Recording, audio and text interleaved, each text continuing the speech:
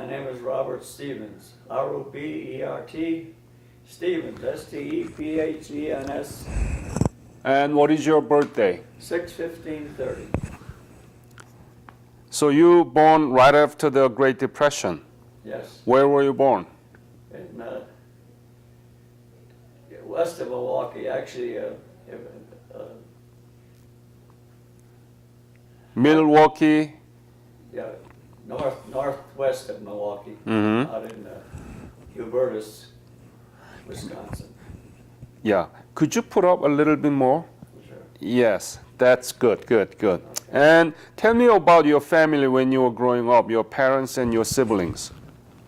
Well, I was the fifth child. I was the baby of the family. We were on a farm in Hubertus near Holy Hill, Uh-huh. just south of Freeze Lake, and stayed on the farm and went to Platt Grade School. I went to Hartford High School. Hartford High School? Yes, And what kind of farm was it? it was a dairy farm. Dairy farm. So you had a lot of work to do? Absolutely. But From little on up. but you had enough food during the Great Depression, right? We Luckily. never went hungry. We weren't rich by any means, but we had electricity and everything all for my days, and milking machines for the cows, and so I mean we were not going without lights or anything like that. But it was work. It was always work to be done, and that's. Just shortly after high school, I had started When did you graduate high school? Hartford High School When? in 1949. Let me ask this question. Did you learn anything about Korea when you were in high school? No. Did you know anything about Korea? Did you know where Korea was at the time? No way, I didn't know where it was. So it's amazing, isn't it? Yeah. You went to a country you never knew before. Oh, absolutely. I never heard of it till it came out, you know, we were at war, and Uncle Sam says, "We want you," so I got drafted. What do you think about this? You didn't know country, you fought for them, now this country is beautiful. What do you think about all this? It's somewhat of a miracle, I guess, because I've been asked to go back there, like they have a lot of going back. Revisit program. Yes, and I'm a friend, but a friend of mine, one of us asked me, he had been there, he said it was wonderful. And from what I went through over there, I said, there's really nothing I have to go back over there to see. And I'm wrong in that, I understand now, but at that time when I answered him, I said, no, I don't want to go back there. Why you didn't want to go back? Well, I was in the tankers, you know, and I was at the 38th parallel. I was north of it more than I was south of it. And when a tank would go out and wouldn't come back, I was on the recovery chief. I'd have to go out and get it with the crew in the middle of the night. But it was dark, but the Chinese or whoever was on the opposite side had it all zeroed in with mortar rounds and artillery, so you get out there and try to fix it, whether they took the track off or just what happened to it. You had to try and fix it, or else you had to pull it back. It's a recovery vehicle called a retriever, tank retriever. So basically to say it was a nightmare and you don't want to go back and hunt again. That portion of it I didn't enjoy when I was out there with mortar rounds and artillery coming in. I didn't enjoy that. But I'll tell you a little bit about what I do remember. I was a track vehicle mechanic, which got me away from being just a ground pounder. What was your unit? Please tell me about it. 245th Tank Battalion. 245th Yes. 45th Division. Tank Battalion and Battalion. 45th Division. Uh-huh. And I was the first replacement for the Oklahoma National Guard. And I just met one of those fellows today at the meeting. He mentioned 45th Division. He was talking with my partner out there. Wow. And Well, he was talking to him, but didn't mention anything about being in the 245th or the 45th Division. He said, "Oh, yeah, from Oklahoma." And I said, "Yeah." Well, they told me I was one of the first, if not the first, replacement for the Oklahoma National Guard. So where did you get the basic? Fort Riley, Kansas, When did you receive that? in late '50.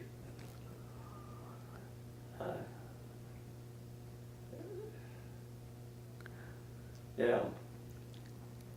It had to be late '50 then, yeah. And then when did you leave for Korea? From where? Or San Francisco. Hmm. Pier 91 When was it? in 1950 then. 51. I was in Korea in late '50 already, so it had to be late '50 is when I was shipped out. Where did you arrive? Where did you landed in Korea? Incheon. Incheon. So please tell me about what happened to you after that. Incheon. Well,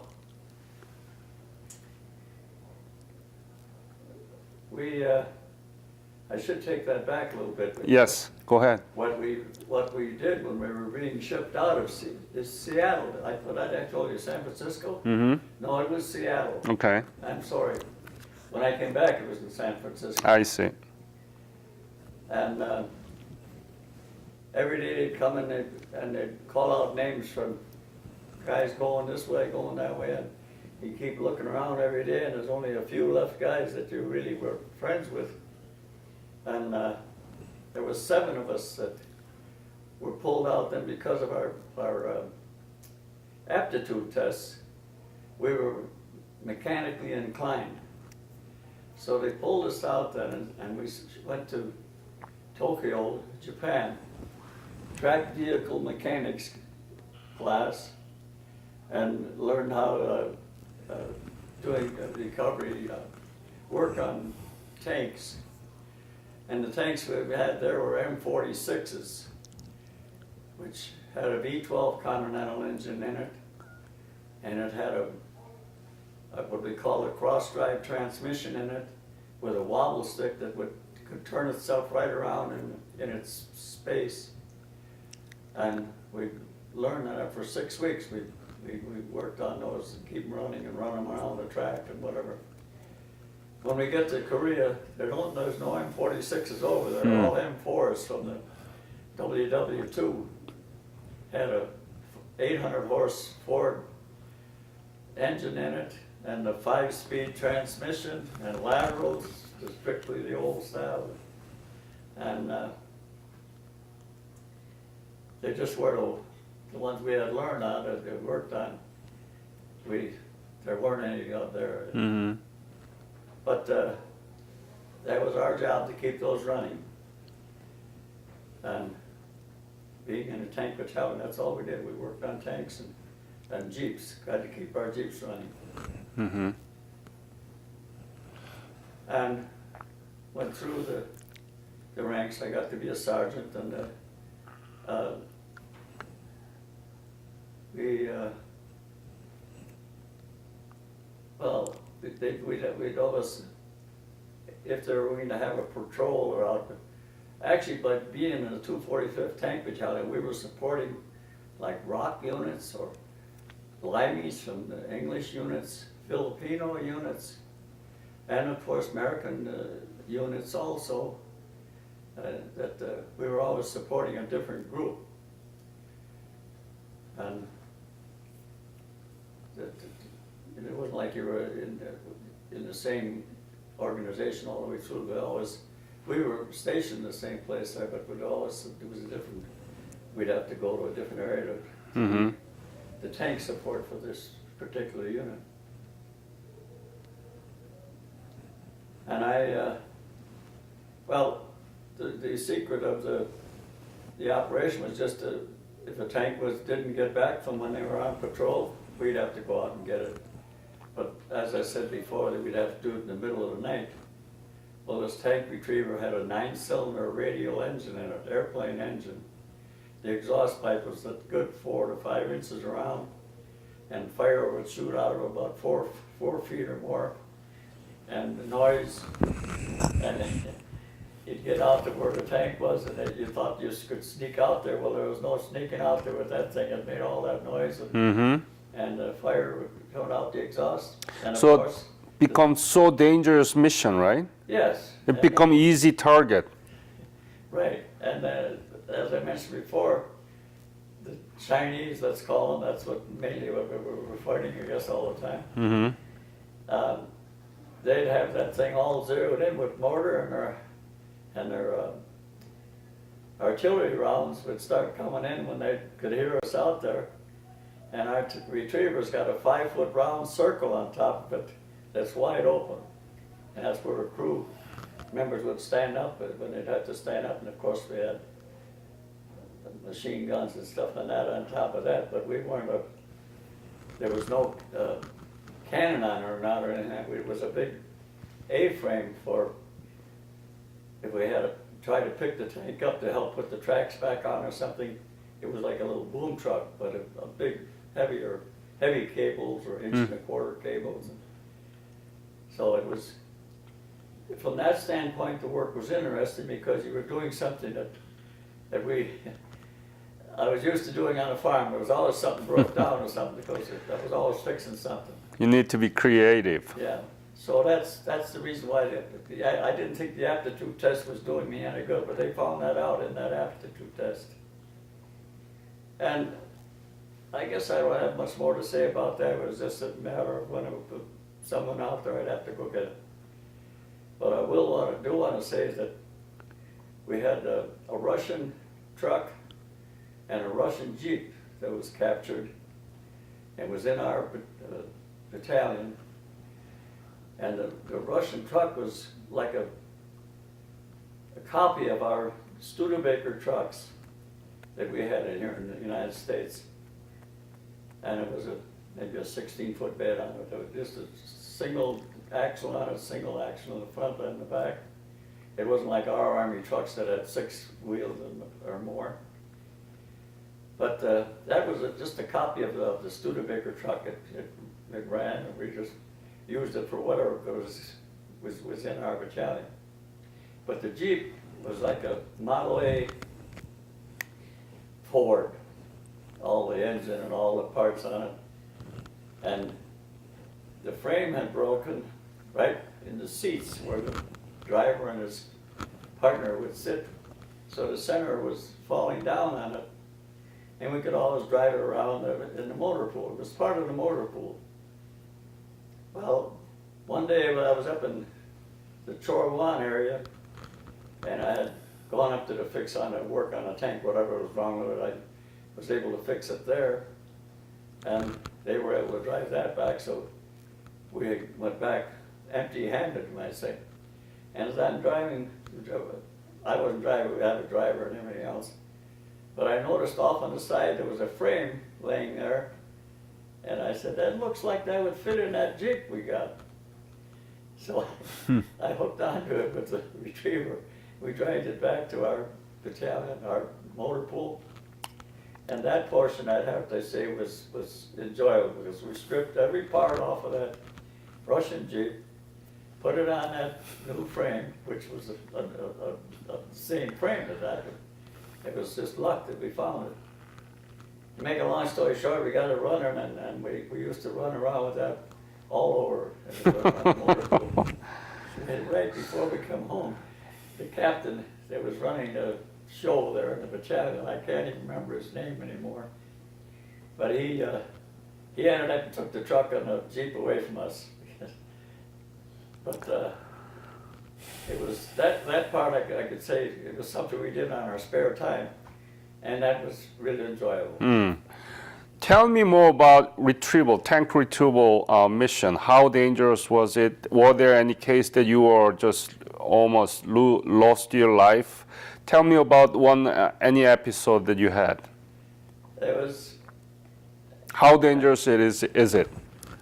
Well, it's only dangerous from the standpoint if the artillery or mortar round hits either inside the 5-foot diameter circle or when you're out trying to fix something on there, the mortar rounds would come in pretty close in artillery. And none of our crew ever got hit, killed or hurt. After I was home for 6 months, I had a little piece of shrapnel in my leg. I didn't know what it was. It was just a little black dot there for the longest time. But it started itching one morning, and finally I dig around on it, and it was a little piece of shrapnel, but minute, you know. Mm. And that's the closest I got to getting hit. Mm. But the mortar rounds were landing within a short distance away. Were you scared? I would guess you could say that at times.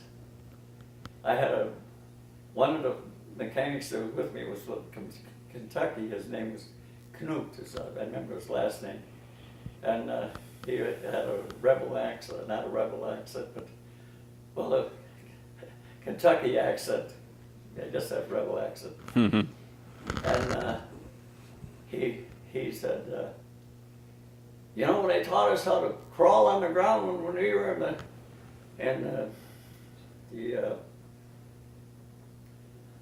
when you first got in there, you had to go in bivouac area, and you're training how to crawl low.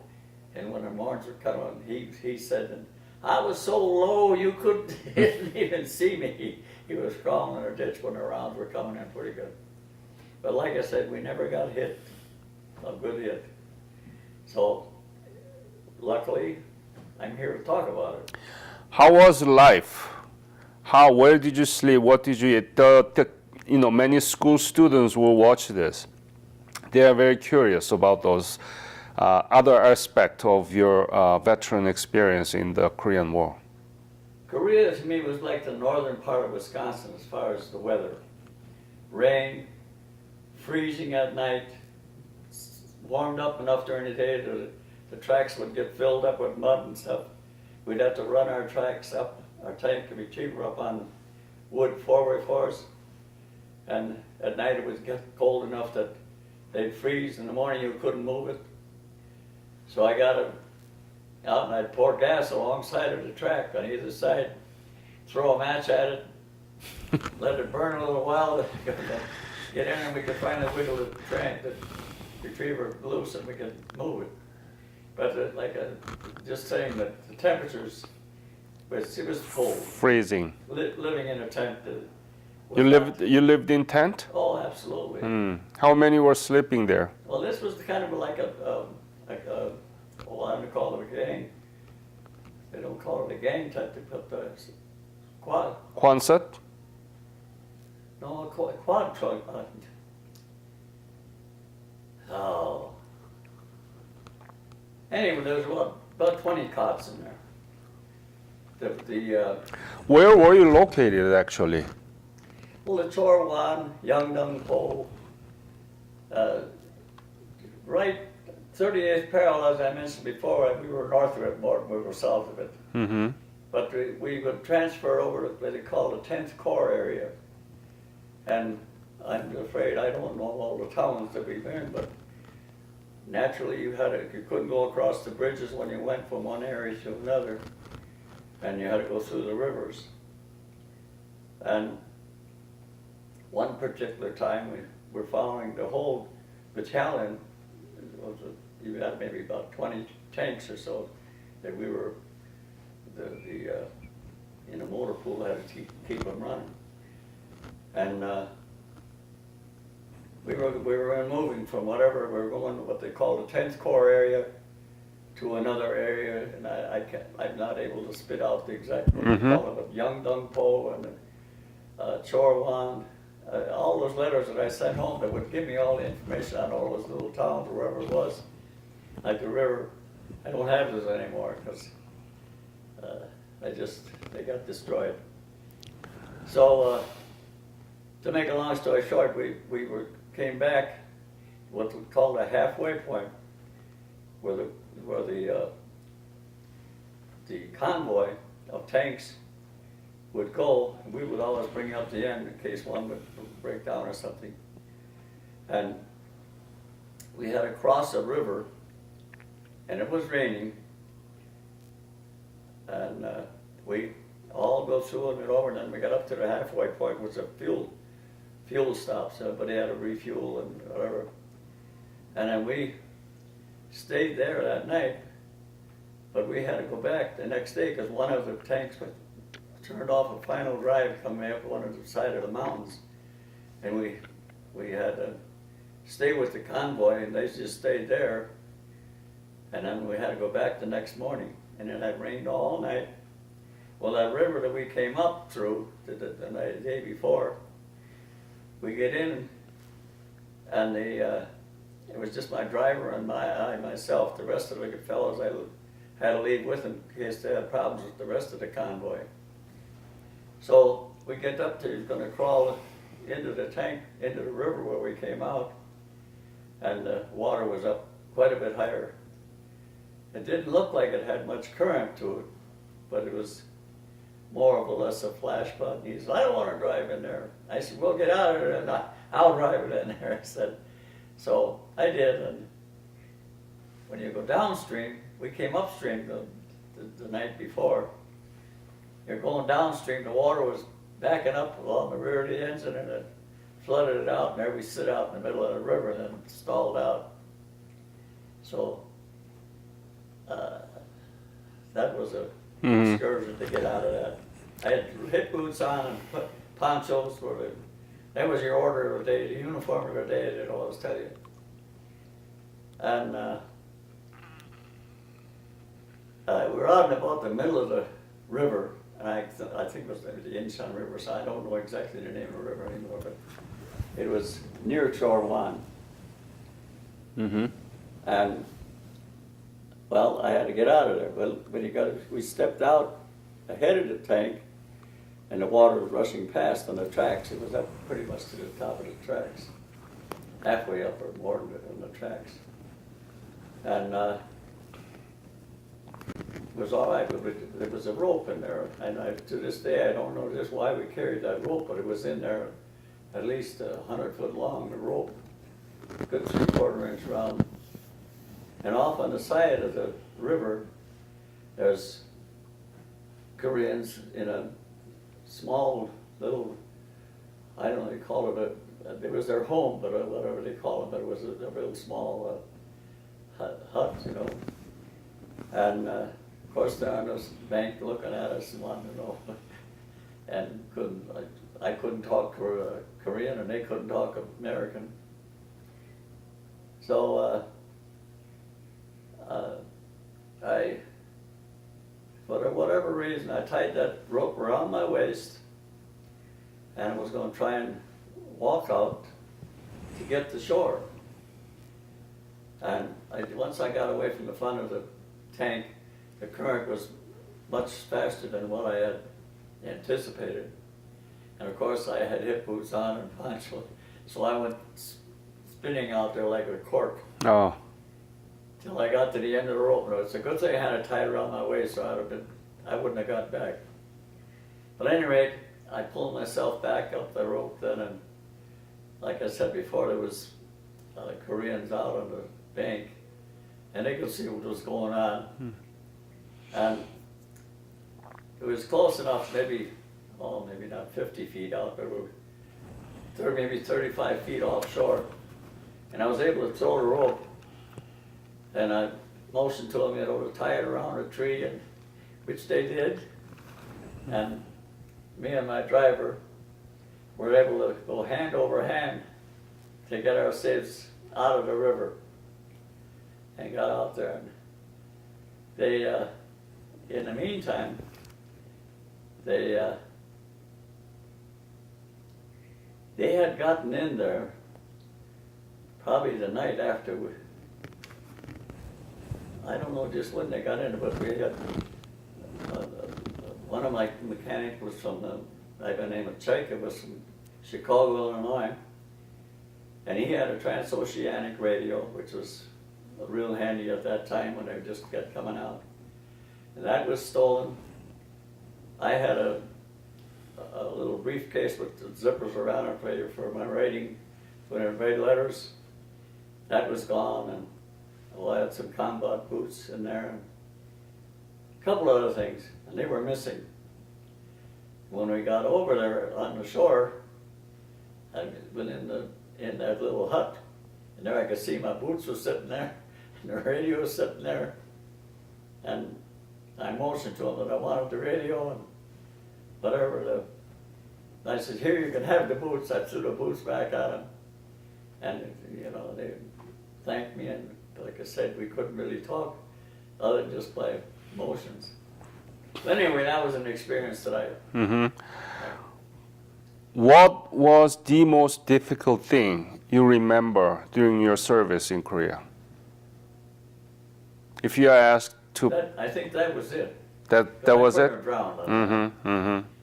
And other than that, there was always something wrong with our Jeeps or with our tanks. I might as well tell you about the Ford V8 engine, which we didn't practice on in Japan, but it would start missing. But it was little white, we call them cigarettes, but they were a resistor on the spark plugs. The spark plug would be down in there, but it was maybe about 2 inches long, and the wire was on it. And those would crack. They were porcelain, and they'd crack, and then that spark would short out against the block, and the tank would be missing. Running 7 cylinders, 6 cylinders, whatever, and we'd have to. That was the biggest problem. Was, well, we got to fix it. Well, we couldn't get the resistors. We always had to put them down on requisition. So, but keeping them running was the main thing. Mm-hmm. They were flipping tracks off of them was my biggest problem. When a group of them would go out, usually 5 of them in a not necessarily a convoy, but they'd be out as support troops for this, whatever it was, on patrol, let's call it. And they, I'm trying to say that they'd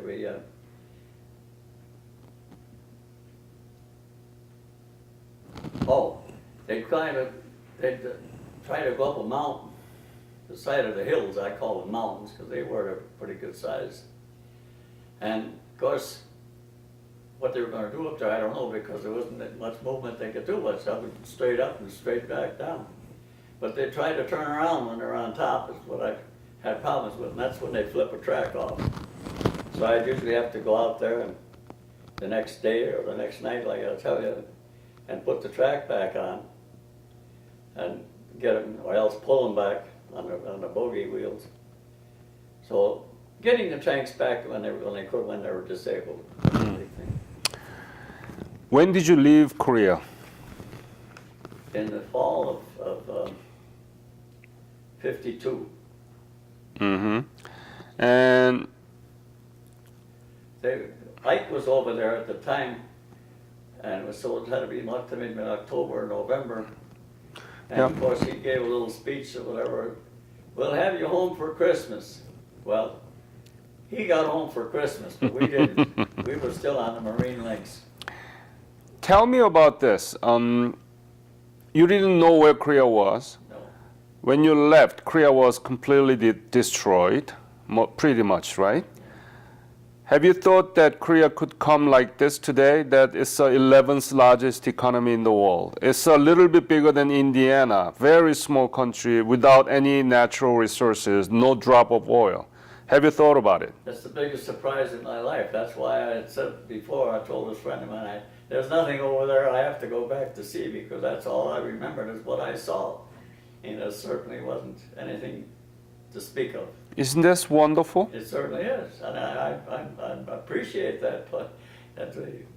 And like I said, I appreciate the fact that they're accepting what we were doing. That we, like other countries, we help out, and they're killing our boys with the civilians, and everybody else are down on us, you know, and we're trying to help them. But anyway, that was the biggest thing that rice patties and rain. bad weather. That was all I remember. Mm-hmm. So it was not good. But did you receive my brochure, Foundation's brochure, that I gave you in the morning when I talk at the board meeting, a membership meeting?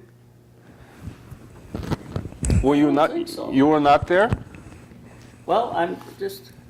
This is the Foundation's Oh, yes, I got brochure. that. Yeah, yeah. I'm yeah. sorry. Yeah. I So didn't that's read- what we are doing, trying to teach about what happened. Well, this is why I'm saying I appreciate the talk, and I know it was that, but I know I didn't read that. But,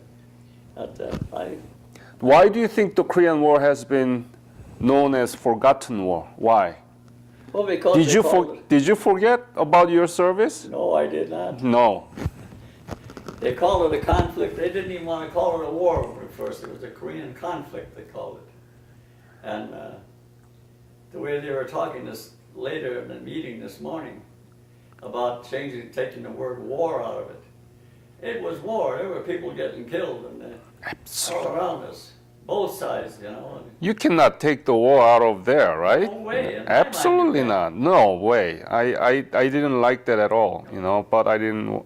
I thought that colored fellow had a pretty good idea, but of course it's not my decision, but they got to do something like that because it took for years to even call it a war. Like I said, it was a call to conflict, and believe me, there was people getting killed.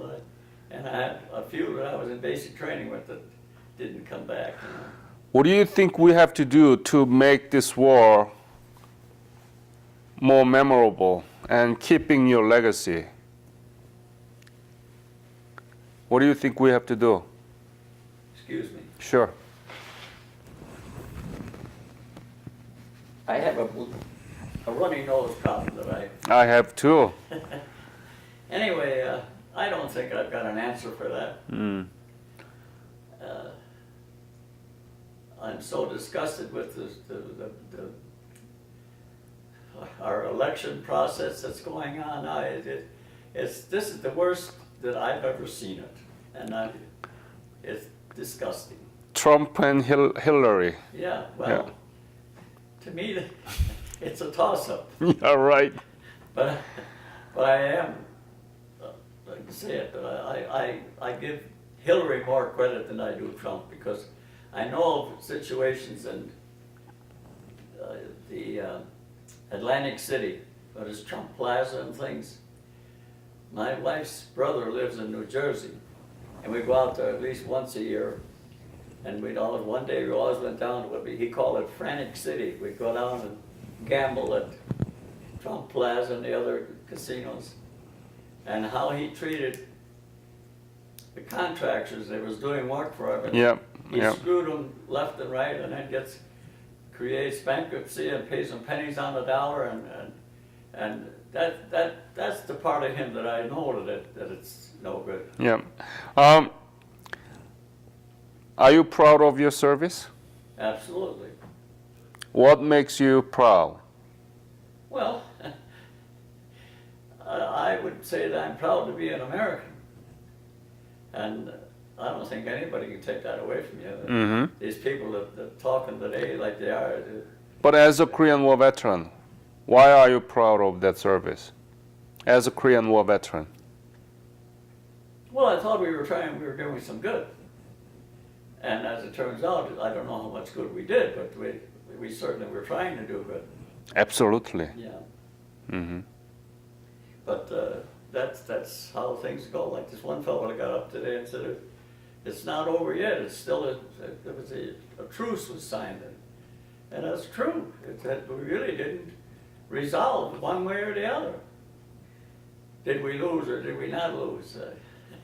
Or did we win or did we not win? So, the country you never knew, you fought for there, and now that country is very powerful in economy and democracy. What is Korea to you personally? The country you didn't know and the country now. What is Korea to you? I guess I'd have to say that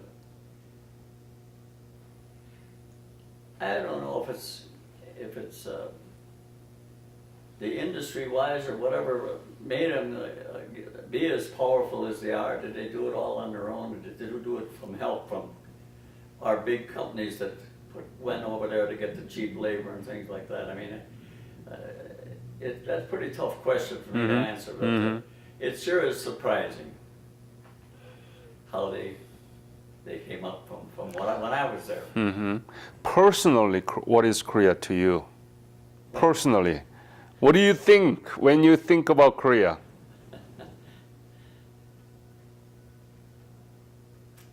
I have more of a bad taste for Chinese than I do. And I shouldn't call it a bad taste, but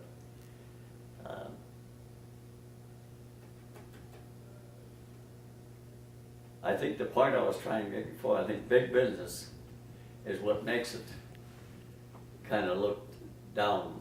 They go over there and they put in work that should be going on here in the United States and using the labor that's over there and whatever. And I feel that was a big portion of them creating their economy that they are today. Now, I'm sorry if that's what I feel, but I'm not a big bad businessman, in other words. Great. John, your story exemplified the U.S. soldier who fought for this country, and now your legacy exemplify what came out of your service and sacrifice. Any other story that you want to leave to this interview? No, I think that's I guess I've talked to many people that ask me about it from the 50s on up. I said, hey, I'm back, but I enjoyed it. But the parts I enjoyed are the parts I told you, the parts that I didn't like. And there certainly was more that I didn't like than I liked, but I got back and I didn't get winged up or anything, so it was an experience. And truthfully, it made more of a man out of me than what I was before I got in there. In other words, I'm saying you had to use your own thoughts on. You were as good as the guy next to you. In other words, I always thought that everybody else was always better than I was, or whatever. Being raised on a farm, I think we more or less thought that at that time. So I would guess it gave me a little more better outlook on life. And that's really the fact that I was there and I got back is the main thing. The Marine Links, 17 days over, 17 days back, same ship. Yeah, same ship? Yeah. Oh. John, because of the sacrifice and fight of the Korean War veterans for the Korea is now ever stronger than before. And that's why we are doing this, recording your witness so that we can teach our young generations about the Korean War and your legacy. So I want to thank you for your fight and thank you for your interview. All right. I just want to say that one of the surprising things I get out of is the golf players that play golf. LPGA. They certainly are good. And big business didn't control that. I mean, so they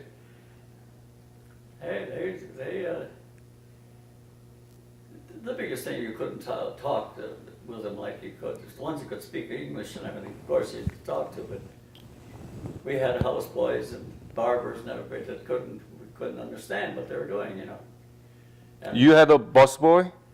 houseboys Houseboy. come and clean the tent. Do you remember anything? Pop was his name. How old was he? Oh, he was our age at least. He wasn't like a kid or anything. And the barber, I always remember him. And like I said, you didn't know if you could trust him as well, because on one side you're fighting against them, and you do look a lot like Chinese, and from that standpoint, that question was always in your mind. But otherwise, they were good people. Maybe you didn't realize it at the time, all the time. All right, All right, thank you so much, Rob. okay. Yep.